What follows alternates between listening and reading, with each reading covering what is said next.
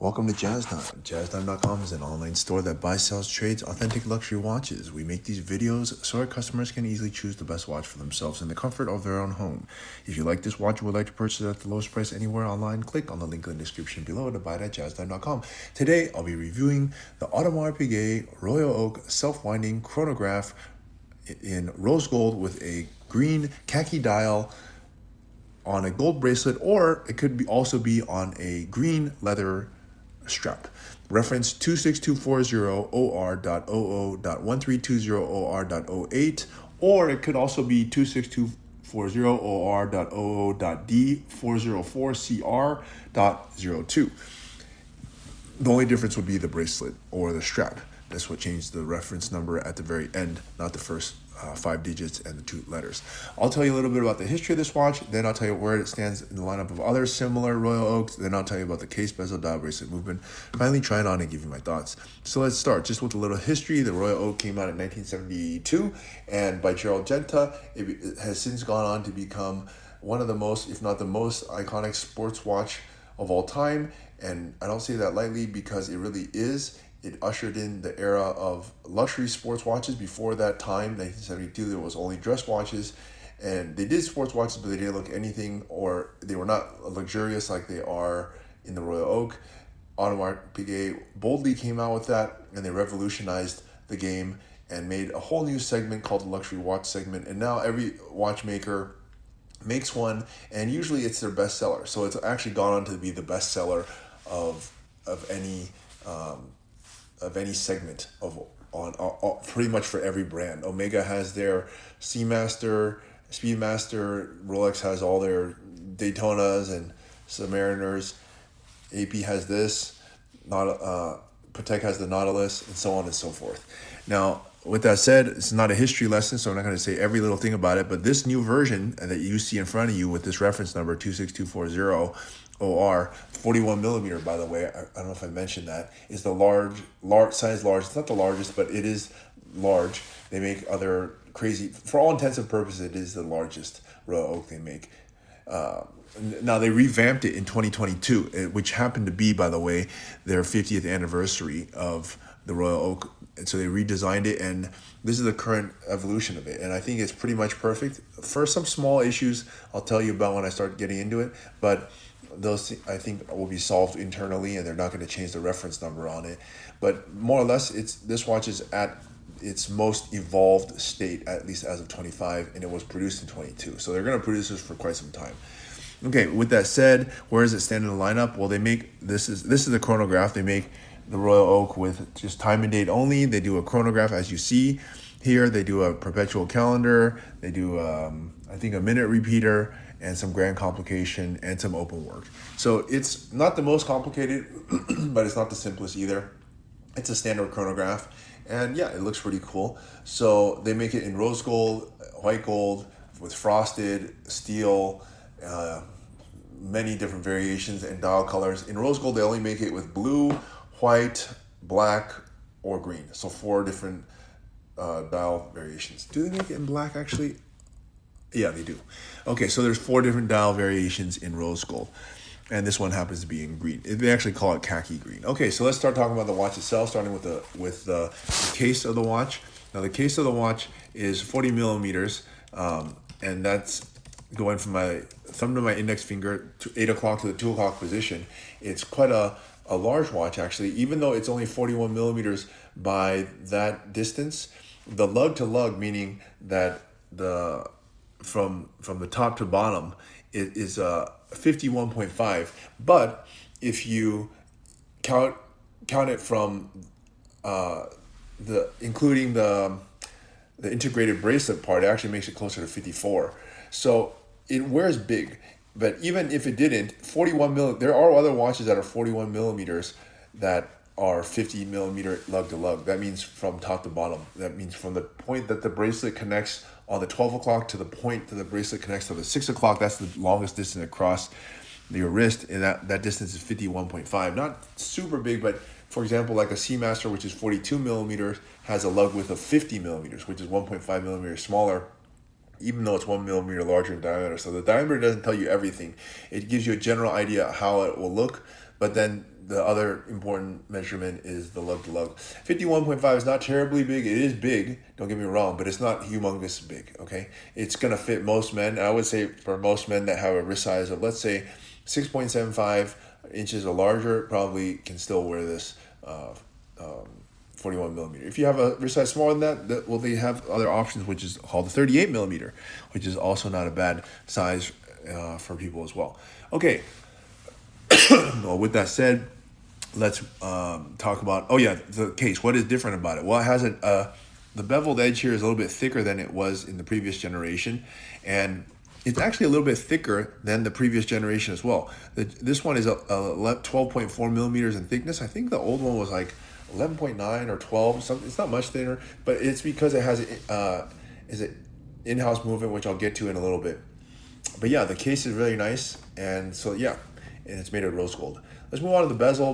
Bezel is octagonal, and it has mirrored high polish finish on the side and a satin finish on top, which also is done very nicely. And in the center, it has hexagonal screws, which are actually made of white gold.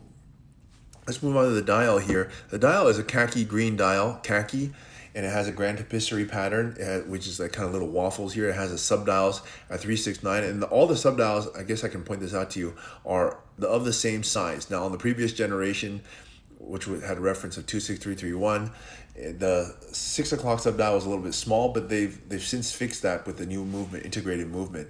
So you have the data at the 6 o'clock, or sorry, at the 4 o'clock, 4:30, I guess you'd say, and then they have 3 subdials that are evenly sized. So it really looks and functions pretty much perfect. I mean, it has a chronograph, which is a commonly used function, probably the most used common function, and then it has a date, which is also a really useful function because a lot of people forget the date. Actually, I don't even know what the date is today. So that is also good. They also did a great job here by making the hour markers very luminous and the hands very large.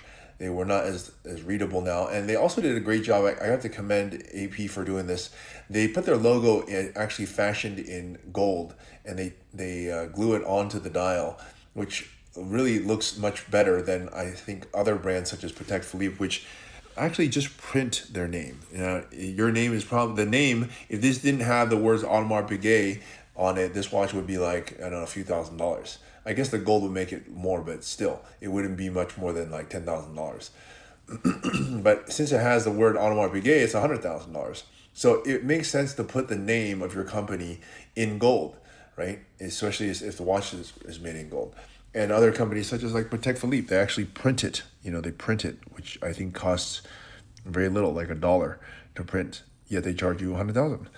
Okay, but anyways, so I think it's a really cool thing that AP does that. But that's just my opinion. Okay, anyways, so now take a look at the bracelet. Now this one happens to be, you know, you can see it. You can wear it on a gold bracelet. Now, AP will sell it to you on a leather strap, and if you want to buy the gold bracelet, you can do that, or vice versa. You can have it on a gold bracelet, which is integrated.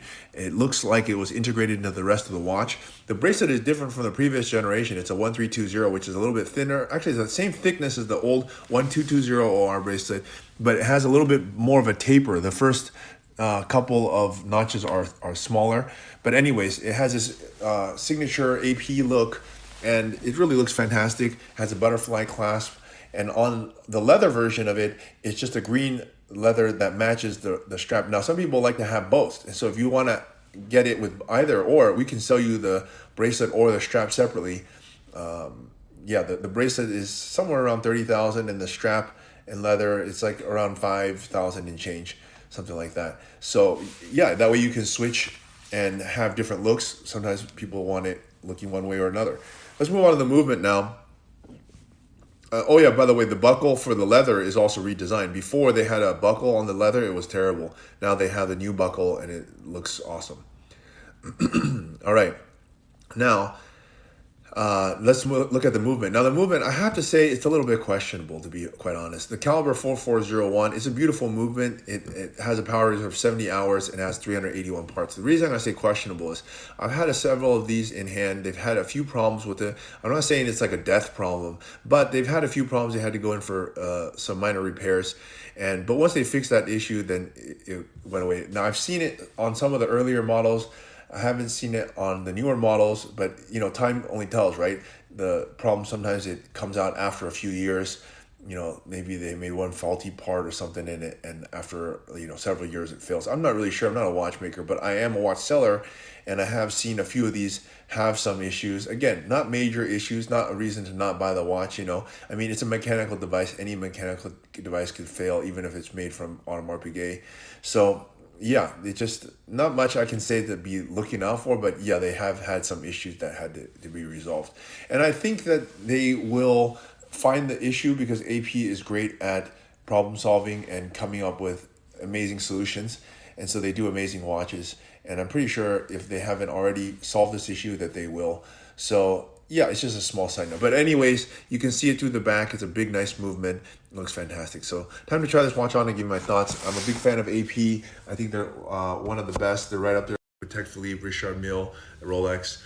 They're commonly traded. Everybody loves them. They're the best watches in the world. So whether you like it on a gold bracelet or leather strap, that's up to you, or maybe on both. But look, if you want to buy at the lowest price anywhere online, click on the link in the description below to buy it at jazztime.com.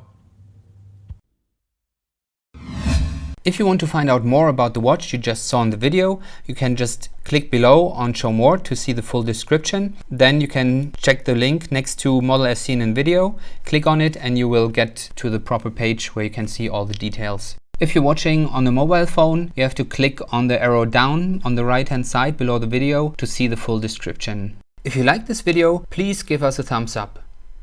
If you would like to share this video with your friends, you can use the share button below and share it on any platform you like.